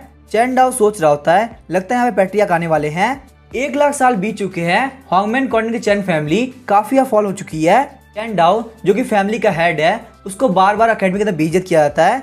अकेडमी के अंदर सारे लोगों को बहुत ही टेस्टी खाना मिलता है, वहीं चैन डाओ को सबसे बेकार खाना मिलता है क्योंकि यहाँ पे बात ये है अकेडमी मेरिट के बेसिस पे सब लोग रिसोर्सेज देती है। हालांकि यहाँ पे चैन डाओ के पास में बहुत ही पावरफुल इनेट थंडर बॉडी है लेकिन उसकी मेडिटेंस काफी छोटी है और उस स्पिरिचुअल एनर्जी को अब्सॉर्ब नहीं कर सकता। यही वजह कि अकेडमी के अंदर सारे लोग उसे कचरा समझते हैं, क्योंकि कल्टीवेशन रैंक भी अकेडमी के अंदर बहुत ज्यादा नीचे आती है। उस दिन चैन डाओ को वर्स्ट फ्रूट के भी बहुत कम पीस मिले होते हैं।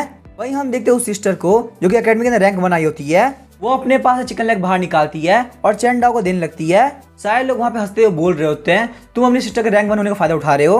वहीं हम देखते हैं वाई डियर अकेडमी का सेकंड रैंक का स्टूडेंट बोल रहा होता है चैन डाओ तुम बिल्कुल कचरे हो, तुम यहाँ पे चिकन लेग को खाने के लायक नहीं हो, उसको अपनी सिस्टर को वापस कर दो। तुम्हारी जो छोटी बहन है वो पूरी अकेडमी का रैंक 1 है, वहीं जो बड़ा भाई है वो इस अकेडमी का लास्ट रैंक है। क्यों ना तुम लोग मेरी फैमिली की तरह अकेडमी के अंदर सबमिट कर दो। इस तरीके से यहाँ पे तुम लोग को बहुत ही अच्छे रिसोर्सेज मिलेंगे। तुम्हारी सिस्टर बिल्कुल बेवकूफ है, रैंक 1 होने के बावजूद उसको यहाँ पे इतने कम रिसोर्सेज मिलते हैं। सिस्टर चैन गार काफी गुस्सा होती है, बोलती है मेरा भाई जो भी कर रहा है वो हमारी फैमिली के लिए कर रहा है, अगर तुम यहाँ पे और कुछ बोलोगे तो तुम्हारे लिए बिल्कुल भी अच्छा नहीं होगा। अभी हम देखिए चंडा उसको रोक देता है और बोलता है सिस्टर तुम्हारा यहाँ पे वायलेंस करना बिल्कुल गलत होगा, हम लोग एक बहुत बड़ी फैमिली है, हम लोग को यहाँ पे सीधे काम करना चाहिए। सारे लोग वहाँ पे चंडा की बातें फंसने लगते हैं और बोलते हैं लगता है तुम्हारा दिमाग खराब हो चुका है, क्या तुम्हारी फैमिली 1 लाख साल पुरानी हो सकती है। चैंडा बोलता है अगर तुम मुझे इंसल्ट करोगे तो मुझे चलेगा, लेकिन अगर तुम मेरी फैमिली के ऊपर आओगे तो मुझे वायलेंट होने के लिए ब्लेम मत करना।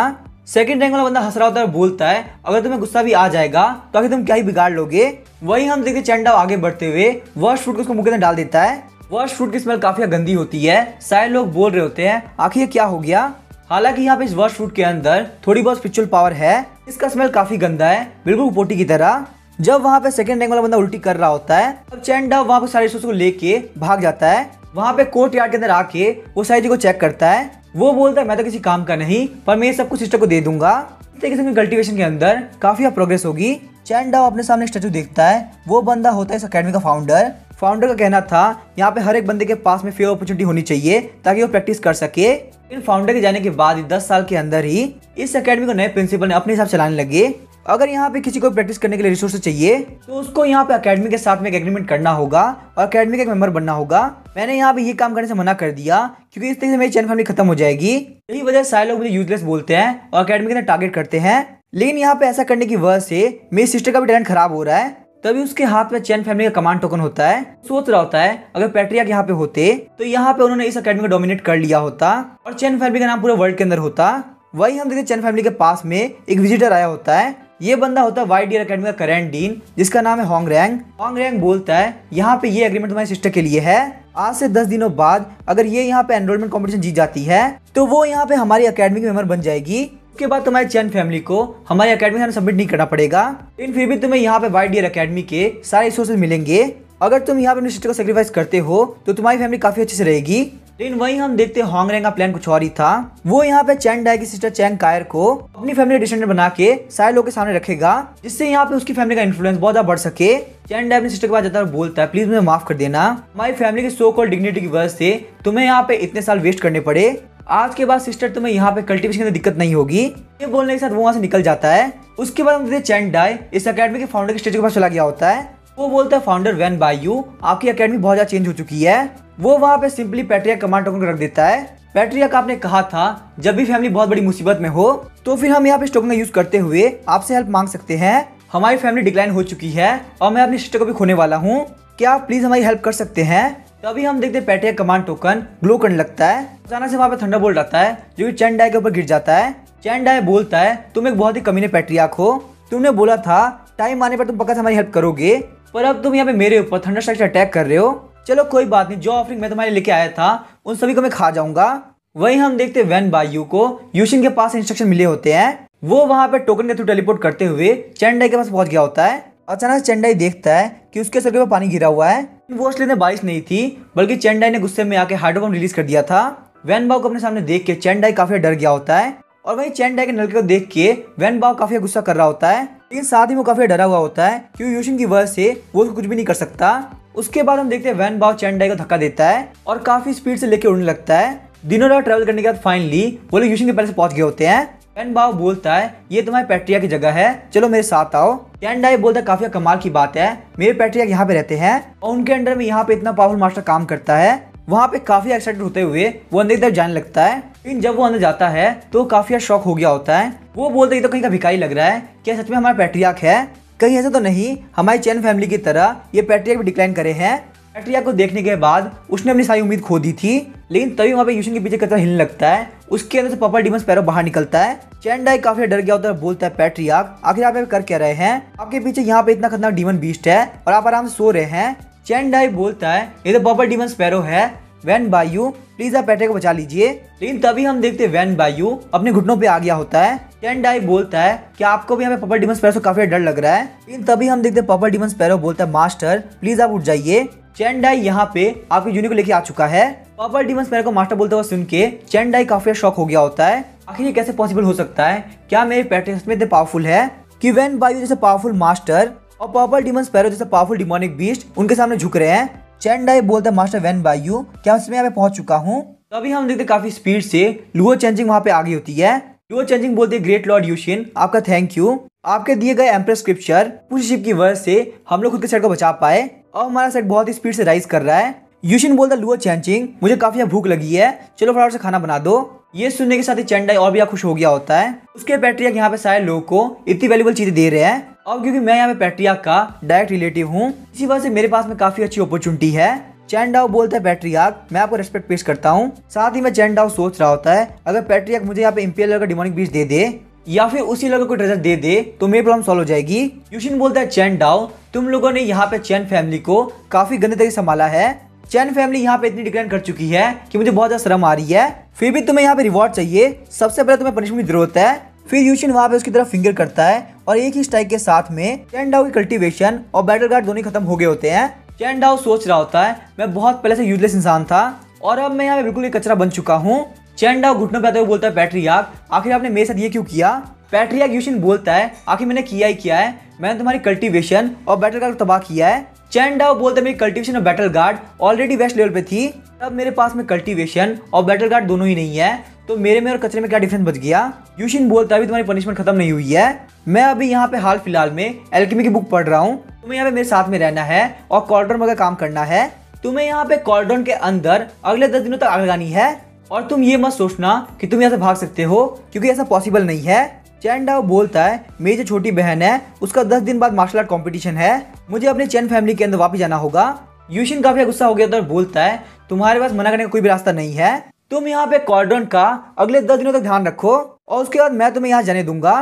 तुम्हारे पास यहाँ पे और कोई तरीका नहीं है, सिर्फ यही एक रास्ता है। चैन डाओ के पास में और कोई रास्ता नहीं होता, वो घुटनों पे आते हुए बोलते थैंक यू पैट्रियार्क। चैन डाओ सोच रहा होता है ये मेरे खुद के पैट्रियार्क है तो आखिर ये यहाँ पे खुद के फैमिली मेंबर्स के लिए इतने क्रूर कैसे हो सकते हैं। मुझे यहाँ पे इनके पास से कोई बेनिफिट नहीं मिला, उल्टा मुझे लग रहा है कि मैं यहाँ पे मरने वाला हूँ।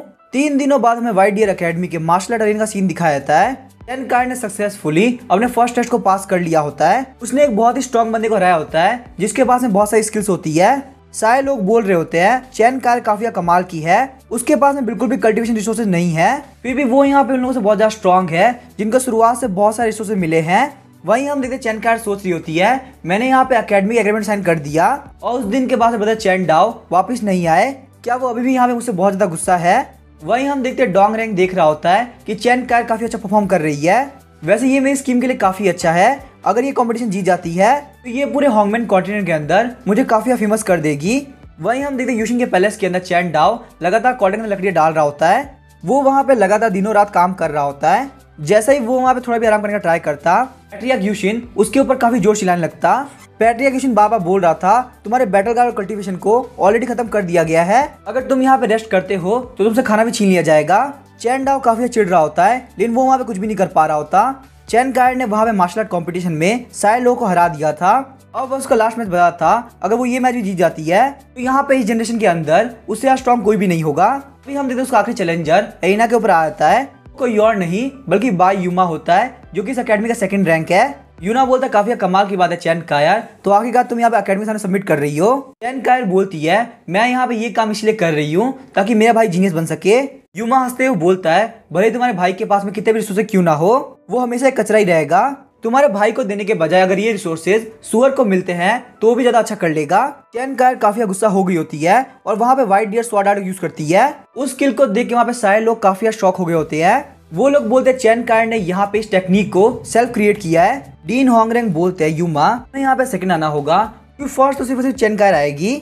चैन कार बोलती है यूमा तुम्हें यहाँ पे चैन डाई से माफी मांगनी होगी तब शायद से मैं तुम्हारी लाइफ को छोड़ सकती हूँ। जब वहाँ पे सारे लोग सोच रहे होते हैं कि यूमा बहुत इजीली हार जाएगा तभी वहाँ पे काफी कुछ अजीब होता है और यूमा वहाँ पे हंसने लगता है। यूमा काफी स्पीड से आगे बढ़ते हुए चैन कार को पंच मारता है। जिस वजह से चैन का स्पिरिचुअल वेन्स डिस्ट्रॉय हो गई होती है। हम देखते हैं फील्ड के ऊपर 2 यूमा आ गए होते हैं।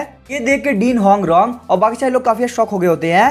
होंगरेंग बोलता है ये तो वो रेयर बैटल गार्ड है क्योंकि हमारे सीनियर छोड़ के गए थे।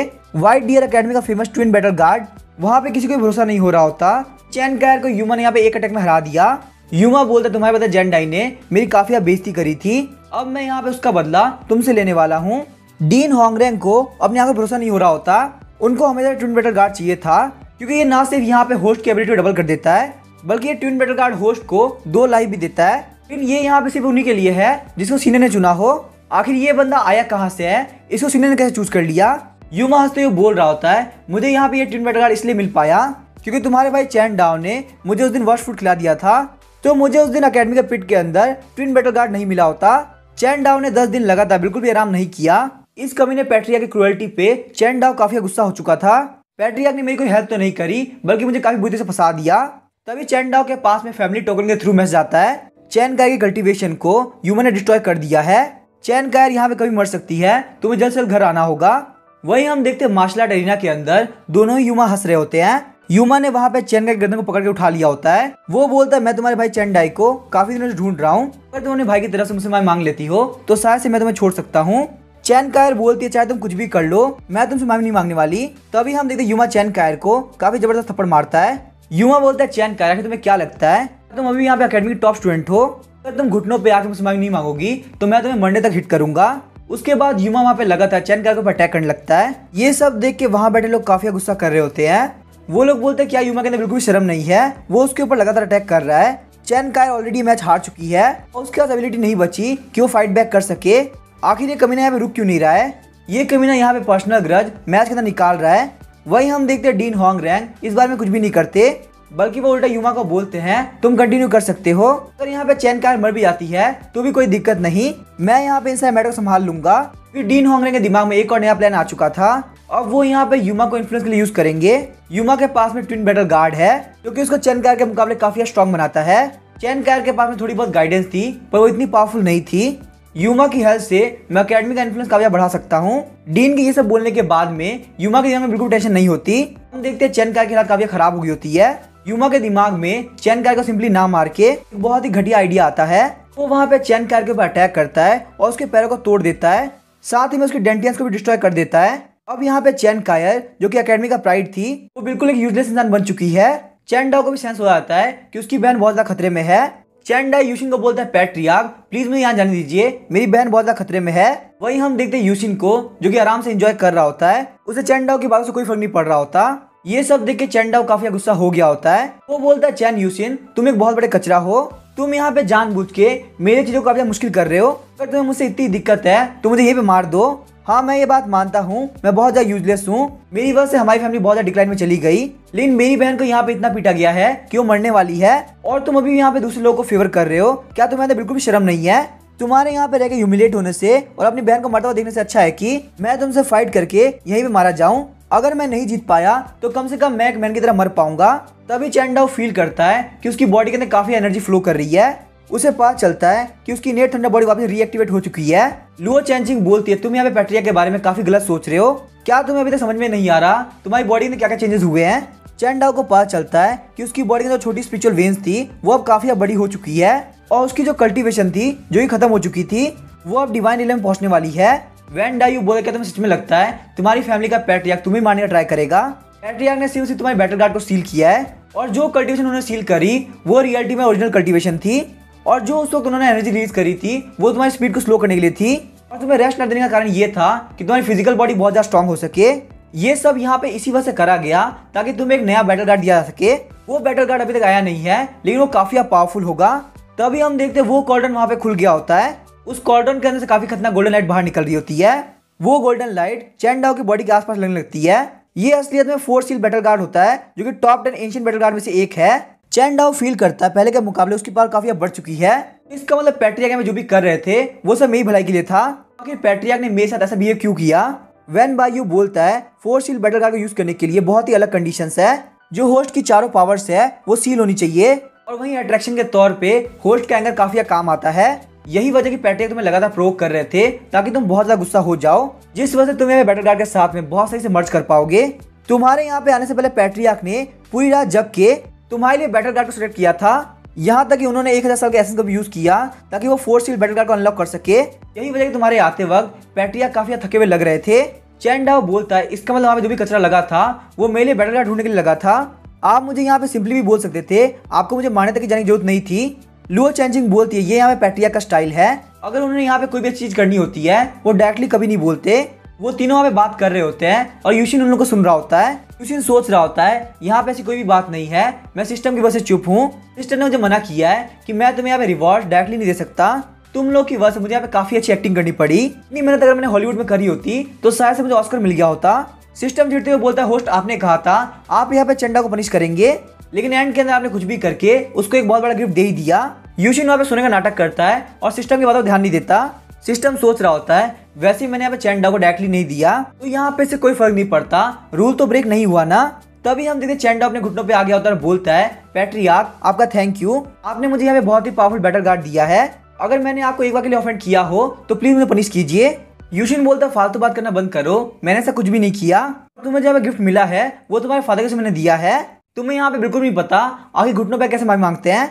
चैंडाओ काफी इमोशनल होता है और बोल रहा होता है आप बिल्कुल मेरे फादर की तरह हैं। जब मैं बहुत ज्यादा छोटा था तभी मेरे फादर मारे गए, वो ही मेरे से काफी हार्शली बात किया करते थे, लेकिन असलियत में वो काफी अच्छे इंसान थे। तो मैंने यहाँ पे कोई भी गलती नहीं करी, बल्कि आप मेरे फादर की तरह बिहेव कर रहे हैं। ये सुनने के साथ ही यूशिन को भी वहाँ पे रोना आता है। यूशिन बोलता है यहाँ पे ये स्टिक ले लो और जाओ फटाफट से बैटल एरिना के अंदर। जिसने भी तुम्हारी सिस्टर को बुली किया है उसको बिल्कुल भी छोड़ना। तभी हम देखते युमा बोलते चैन फैमिली तुम्हें यहाँ पे सरेंडर एग्रीमेंट साइन करना होगा, अगर तुम ऐसा नहीं करोगे तो मैं यहाँ पे चैन कार को मार दूंगा। चैन फैमिली का एल्डर ऑलरेडी इन लोगों के साथ मिला हुआ था, वो आगे बढ़ते हुए बोलता है मुझे इसके अंदर कोई भी दिक्कत नहीं है, मैं अभी साइन कर देता हूँ।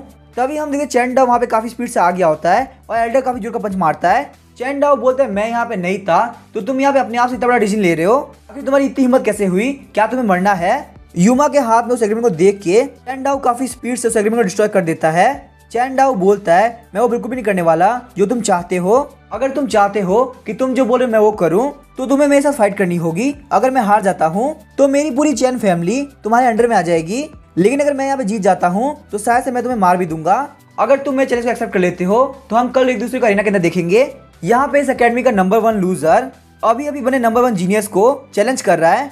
यहाँ तक कि उसने अपनी पूरी फैमिली की लाइफ को भी बेट पे लगा दिया।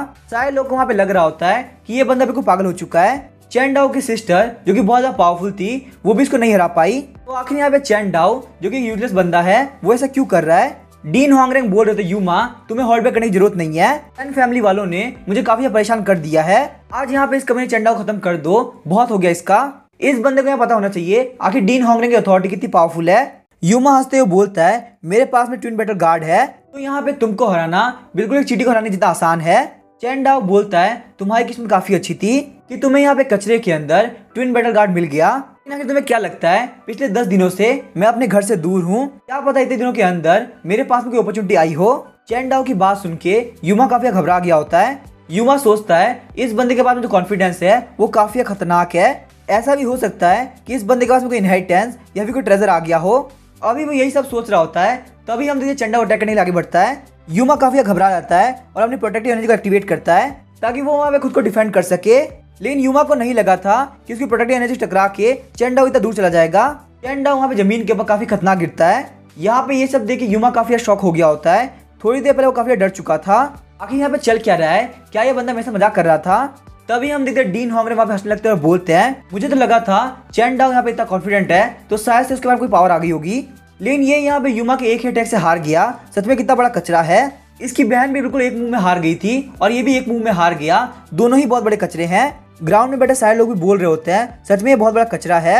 ये बंदा यहाँ पे अटैक करने के लिए आगे बढ़ा और बाउंस होकर खुद ही को चोट पहुंचा लिया। आज से पहले मैंने इतना बेवकूफ कल्टीवेटर कभी नहीं देखा। युमा आगे बढ़ते हुए बोलता है चैन डाओ सच में तुम बहुत बड़े कचरे हो, मुझे यहाँ पे लगा था तुम्हारे पास में सच में स्किल्स आ चुकी है, लेकिन तुम्हें यहाँ पे हराने के लिए मुझे कोई अटैक भी नहीं करना पड़ा। चैन डाओ अब तुम खत्म हो चुके हो, तुम्हें मेरे हाथ से कोई नहीं बचा सकता। चैन डाओ बोलता है मैं अपने बैटल गार्ड को पहली बार यूज कर रहा हूँ तो इसी वजह से मेरे पास में कॉम्बैट का एक्सपीरियंस काफी कम है। मैं यहाँ पे बैटल गार्ड की सील को हटाना ही भूल गया, लेकिन मैं यहाँ पे जितना ज्यादा इसको सील के साथ में यूज करूंगा उतना ही सील हटने में पावरफुल बनेगा। इससे पहले युमा वहां पे और कुछ बोल पाता, चैन डाओ आगे बढ़ते हुए एक पाम स्ट्राइक के साथ उसको जमीन के अंदर घुसा देता है। ये देख के सारे लोग काफी शौक होते हैं और बोलते हैं आखिर ये बंदा इतना पावरफुल कैसे हो गया। चैन डाओ वहाँ पे एरोगेंस के अंदर शो ऑफ करते हुए बोलता है युमा मेरे सामने कुछ भी नहीं। उसकी लिमिट तक पहुंचने के लिए मैंने सिर्फ थोड़ी सी पावर का यूज किया, लेकिन जब चैन डाओ अपनी आंख खोलता है तो देखते युमा वहाँ पे नहीं है। युमा ने वहाँ पे ट्विन बैटल गार्ड को एक्टिवेट कर दिया होता है। ट्विन बैटल गार्ड को यूज करने की वजह से वो चैन डाओ की स्ट्राइक से बच गया होता है। युमा डिसाइड करता है कि वो बिल्कुल भी होल्ड बैक नहीं करने वाला। इसी वजह से वो वहाँ पे 4 फॉरबिडन टेक्निक को यूज कर लेता है। ग्राउंड के अंदर वहाँ पे 4 स्पिरिचुअल इमेजेस आगे होते हैं। ये सब देख के वहाँ बैठे सारे लोग काफी शॉक हो गए होते हैं। वो लोग बोलते हैं ये तो स्पिरिचुअल इमेज फॉरबिडन टेक्निक है जो कि यहाँ पे सीनियर ने पास ऑन करी थी। चैन कार्ड जैसे टैलेंटेड इंसान ने भी सिर्फ एक ही टेक्निक सीख पाई थी। डीन होंगरेंग सोच रहे होते हैं युमा के पास में काफी खतरनाक टैलेंट है। अगर युमा यहाँ पे साथ में रहेगा तो अकेडमी का फ्यूचर बहुत ज्यादा बड़ा होगा। चैन डाओ के खतरनाक अटैक की वजह से युमा में कुछ भी हल्के में नहीं ले रहा होता। चैन डाओ काफी शानदार बोलता है आखिर तुम्हें क्या लगा, मेरे पास बस उतनी पावर है जितना तुम सोच रहे हो। चैन डाओ काफी स्पीड से आगे बढ़ते हुए युमा के पेट के ऊपर किक मारता है। इससे पहले युमा वहाँ पे रिएक्ट कर पाता, वो युमा के फेस के ऊपर काफी जोर थप्पड़ मारता है। वहाँ पे एक ही झटके के अंदर चारों इमेजेस सेटल हो गई होती है। यहाँ पे ये सीन देख के डीन होंगरेंग काफी शॉक हो गए होते हैं। सारे लोग बोल रहे होते हैं ना सिर्फ यहाँ पे स्पिरिचुअल इमेज डिस्ट्रॉय हुई है बल्कि यहाँ पे ट्विन बैटल गार्ड भी डिस्ट्रॉय हो चुका है। चैन डाओ बोलता है सीनियर का ट्विन बैटल गार्ड कुछ भी नहीं है, वो मेरे पैट्रिया के बिल्कुल छोटे भाई जैसे है। यहाँ तक कि मैंने उनके फेस के ऊपर हाइड्रोबम से भी अटैक कर दिया था। युमा को विश्वास नहीं हो रहा होता कि चैन डाओ इतना स्ट्रांग हो चुका है। युमा बोलता है चैन डाओ पक्का है तुमने कोई ना कोई गलत टेक्निक यूज करी है। चैन डाओ बोलता है युमा तुम मेरे पर भरोसा नहीं करते, तो कोई बात नहीं, मैं तुम्हें डाउट करने का दूसरा मौका कभी नहीं दूंगा। तभी हम देखते चैन डाओ अपनी इनेट थंडर बॉडी और डिवाइन एलिमेंट की पावर को यूज करता है। साथ ही में उसको फोर्स शील्ड बैटल गार्ड के साथ मर्ज करके युमा के पेट में काफी जबरदस्त पंच मारता है। चैन डाओ बोलता है ट्विन बैटल गार्ड आखिर क्या ही होता है, मेरे पास यहाँ पे फोर्स शील्ड बैटल गार्ड है जो कि तुमसे 2 ज्यादा है। ये बात सुनने के साथ ही डीन होंगरेंग के मुंह से खून निकलने लगता है। वो बोलते हैं force shield battle guard 10 ancient battle guard में से एक है। वहीं पे सारे लोगों को भरोसा नहीं हो रहा होता कि चैन डाओ यहाँ पे डिवाइन रियलम की फर्स्ट लेवल में पहुंच चुका है। होंगरेंग बोलते मुझे विश्वास नहीं हो रहा ये लेजेंडरी बैटल गार्ड एग्जिस्ट करता है। इतनी सारी चीजें एक साथ देख के युमा बिल्कुल पागल हो गया होता है। युमा बोलता तुम जैसा लूजर बिल्कुल भी मेरा ओपोनेंट नहीं हो सकता। चैन डाओ बोलता है तुमने मेरी सिस्टर के साथ में काफी बुरा किया, मैं तुम्हें बिल्कुल भी नहीं छोड़ने वाला। इसी के साथ में चैन डाओ अपनी फुल स्ट्रेंथ का यूज करते हुए युमा की तरफ स्ट्राइक लगाता है। वहां पे एक ही झटके के अंदर युमा मारा गया होता है। एरिना के अंदर ये सीन देख के सारे लोग काफी शॉक हो गए होते हैं। वो लोग बोलते हैं चैन डाओ ने यहाँ पे युमा को मार दिया, ये काफी खतरनाक बात है। चैन डाओ बोलता है यहाँ पे इतनी बड़ी बात नहीं है, सबसे पहले तुम लोगों ने रूल्स तोड़ा और मेरी बहन को इतनी बुरी से इंजर्ड कर दिया। युमा ने यहाँ अपनी फेट को पहले से डिसाइड कर लिया था। होंगरेंग काफी गुस्सा हो गया था और बोलता है तुमने यहाँ पे युमा को मार के बिल्कुल सही नहीं किया, उसने बस यहाँ पे तुम्हारी बहन की कल्टीवेशन को क्रिपल किया था, लेकिन तुमने अब उसको मार के काफी आगे बढ़ गए। आज या फिर तो तुम हमारे एकेडमी के एग्रीमेंट को साइन करो वरना आज तुम मेरे हाथों से मारे जाओगे। चैन डाओ बोलता फालतू बात करना बंद करो, मैंने उसके साथ में लाइफ एंड डेथ एग्रीमेंट किया था, अगर मैंने उसको यहाँ पे मार भी दिया है तो कोई दिक्कत नहीं है। क्या तुम्हें बिल्कुल भी डर नहीं लग रहा कि सारे लोग तुम्हें ह्यूमिलेट करेंगे क्योंकि तुम एक स्टूडेंट के ऊपर अटैक कर रहे हो। होंगरेंग बोलता है मार्शल आर्ट वर्ल्ड के अंदर सिर्फ और सिर्फ पावर मैटर करती है, अगर तुम व्हाइट डील एकेडमी सामने सबमिट नहीं करते तो तुम पक्का से मारे जाओगे। चैन डाओ बोलता है मैं मानता हूँ लाइफ काफी पीछे होती है, लेकिन अपनी लाइफ को बचाने के लिए अगर मुझे मेरे प्लान को सबमिट करना पड़ेगा तो फिर मैं मरने के लिए तैयार हूँ, मुझे इसके अंदर कोई भी दिक्कत नहीं है। चलो देखते लाल बाल वाले ओल्ड डंकी तुम मेरा क्या ही बिगाड़ लेते हो। ये बात सुनकर सारे बच्चे काफी शॉक हो गए होते हैं। वो बोलते हैं चैन डाओ भले सबमिट भी कर दे वो बिल्कुल नहीं बचने वाला, उसने यहाँ पे डीन की बेइज्जती सारे लोगों के सामने कर दी है। चैन डाओ के एरोगेंस को देख के होंगरेंग वहां पे अपनी ट्रम्प कार्ड यूज करता है। ये मूव बहुत ही पावरफुल मूव है। इस मूव को एक बार वैन बायू ने यूज करके अकेले ही 3 मेजर सेट को खत्म कर दिया था। चैन डाओ भी नहीं डरता और आगे बढ़ते स्ट्राइक से स्ट्राइक मिलाता है। वहां पे उन लोग के अटैक की वजह से काफी खतरनाक धमाका होता है। जिन डिसाइबल की स्ट्रेंथ काफी कम थी वो तो उड़ के बाहर की तरफ चले गए। यहाँ तक इस पावर की वजह से हजारों मील दूर जो फॉरेस्ट थे वो भी इफेक्ट हो गए। यहाँ पे चैन डाओ की स्ट्रेंथ उन लोग की एक्सपेक्टेशन से ज्यादा हो चुकी थी। जैसे वहाँ पे धुआं हटता वो लोग देखते हैं डीन की हालत काफी खराब है। वहाँ पे सारे स्टूडेंट काफी शौक और बोलते हैं किसने सोचा था यहाँ पे चैन डाओ के पास में इतनी पावर आ सकेगी कि वो डीन कैसे लग कर देगा। होंगरेंग बोलते हैं तो काफी अजीब बात है, एक स्टूडेंट ने मुझे यहाँ पे इतना इंजर्ड कर दिया, भले यहाँ पे चैन डाओ मर चुका है लेकिन उसने अकेडमी की हिस्ट्री के अंदर अपना मार्क छोड़ दिया। तभी हम देखते हैं स्मोक के अंदर से कोई बंदा हंस रहा होता है। चैन डाओ बोलता है आप यहाँ पे 10 एंशिएंट गार्ड से बच पाए हैं तो इसका मतलब यहाँ पे हिस्ट्री के अंदर आपका नाम पक्का से मार्क होगा। सारे बंदे काफी शौक बोलते हैं ये बंदा मरा नहीं है। यहाँ तक कि चैन डाओ की बॉडी के ऊपर एक स्क्रैच भी नहीं आया। डीन होंगरेंग को वहां पे अपने आप को भरोसा नहीं हो रहा होता। वो बोलता है कि तुम ठीक कैसे हो सकते हो। साथ ही में वो सोच रहे होते हैं इसके पास पक्का से बहुत ही पावरफुल मैजिक टूल्स है, अगर मैं इसको यहाँ पे अभी नहीं मारता तो फ्यूचर के अंदर ये मेरे लिए बहुत दिक्कत खड़ी करेगा। हालांकि यहाँ पे चैन डाओ जानता था कि वो सिर्फ शांत होने का नाटक कर रहा है। उस अटैक की वजह से चैन डाओ भी काफी इंजर्ड हुआ है। क्यों वो सिर्फ डिवाइन रियलम पे है। एक किंग रियलम के बंदे का अटैक झेलना काफी मुश्किल होता है। होंग रेंग बोलता है चैन डाओ तुमने मुझे काफी ट्रिगर कर दिया है, मैं यहाँ पे प्रॉमिस करता हूँ तुम पक्का से बच के नहीं जाने वाले। होंग रेंग वहाँ पे वापिस से व्हाइट 12 फॉलन टेक्निक यूज करता है। ये मूव बहुत ही पावरफुल मूव है और इसे कोई भी लगातार यूज नहीं करता क्योंकि ये टेक्निक यहाँ पे बहुत ही लाइफ फोर्स को एब्जॉर्ब करता है। सारे लोग बोलते हैं काफी कमाल की बात है, डीन को इस मूव को दोबारा यूज करना पड़ रहा है। चैन डाओ सोचता है अब मेरे पास में कोई तरीका बाकी नहीं है, मुझे इसको यूज करना ही होगा। चैन डाओ बोलता है यहाँ पे ये आर्टिफैक्ट मैं अपने 1 लाख साल पुराने पैट्रिया से लेके आया हूँ, चलो देखते हैं आखिर तुम यहाँ पे से आर्टिफैक्ट कैसे बच पाओगे। ये सुनने के साथ ही होंग रेंग काफी शॉक हो गया होता है। वो सोचता है इसके पास में 4 सील बैटल गार्ड है, तो अगर यहाँ पे इसके पास में बहुत ही पावरफुल बैटल गार्ड हुआ तो ये कोई अजीब बात नहीं होगी। जैसे ही चैन डाओ वहाँ पे सर्टिफिकेट को ओपन करता है सारे लोग काफी शॉक हो गए होते हैं। चैन डाओ भी काफी शॉक हो गया होता है और बोलता है ये तो वही फायरवुड है जो कि मैं यहाँ पे कॉर्डन के अंदर आग लगाने के लिए यूज कर रहा था। होंग रेंग वहाँ पे हंसते हुए बोलते हैं कचरे के पास में कचरा है, काफी कमाल की बात है। सारे बंदे ही बोल रहे होते हैं लगता है ये बंदा अनस्क्रैच नहीं है बल्कि यहाँ पे दिमाग पर चोट लगी है और ये पागल हो चुका है।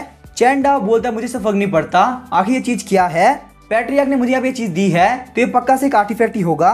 वही हम देखते यूशिन चैन डाओ को फाइट करते हुए देख रहा होता है। यूशिन बोलता है चैन डाओ प्लीज मुझे माफ कर देना पर तुम्हें यहाँ पे गलती से एक ऑर्डिनरी फायरवुड मिला है। जब मैं तुम्हारी स्टोरी सुन के रो रहा था तब मैं भावनाओं में काफी बह गया था और वहाँ पे भावनाओं में बह के मैंने तुम्हारे लिए गलत आइटम पैक कर दिया। मैं असलियत में तुम्हें यहाँ पे एक बहुत ही पावरफुल एंशिएंट आर्टिफैक्ट देने वाला था, शायद से यही वजह की सिस्टम तुमने मुझे इसके बारे में नहीं बताया कि मैंने यहाँ पे चैन डाओ को गलत आइटम दिया है। तुम्हें पक्का पहले से पता होगा कि वो एक फायरवुड है। अब यहाँ पे मैटर काफी अर्जेंट है तो मुझे रूल्स को ब्रेक करके जाना होगा वरना पक्का से यहाँ पे चैन डाओ मारा जाएगा। सिस्टम बोलता है होस्ट प्लीज आप यहाँ पे डायरेक्टली एक्ट मत करो। तभी यूशिन के दिमाग में काफी खतरनाक प्लान आता है। यूशिन बोलता है कि मैं डायरेक्टली हेल्प नहीं कर सकता तो मैं यहाँ से हेल्प करूंगा। यूशिन वहाँ पे एयर के अंदर से उस फायरवुड के अंदर स्पिरिचुअल पावर डाल देता है। जो टूटी हुई स्टिक थी वो अपने आप को रिस्टोर कर लेती है और काफी तेजी से घूमते हुए होंग रेंग के ऊपर अटैक करती है। होंग रेंग की वो जाइंट वेल खत्म हो गई होती है और वही उस स्टिक के हाथ में लगने की वजह से वो हाथ भी टूट गया होता है। वहाँ पे होंग रेंग की ऐसा लगता देख के सारे लोग काफी शॉक हो गए होते हैं। वो लोग बोलते ये स्टिक तो बहुत ही खतरनाक आर्टिफैक्ट है, सिर्फ एक ऑर्डिनरी स्ट्राइक के अंदर यहाँ पे स्टिक ने डीन के हाथ को तोड़ दिया। होंग रेंग काफी शॉक हो गया और बोलता है क्या ये यहाँ पे लेजेंडरी स्टिक इंटेंशन है। चैन डाओ को नहीं पता होता कि आखिर स्टिक इंटेंशन क्या होती है। वही हम देखते हैं वो स्टिक चैन डाओ के पास में वापस आ गई होती है। चैन डाओ बोलता मुझे पता था पैट्रिक मुझे धोखा नहीं देंगे, ये पक्का से डिवाइन वेपन है। तभी हम देखते हैं होंग रेंग की आंखें लाल हो गई होती है और उसके बाल काफी तेजी से बढ़ने लगते हैं।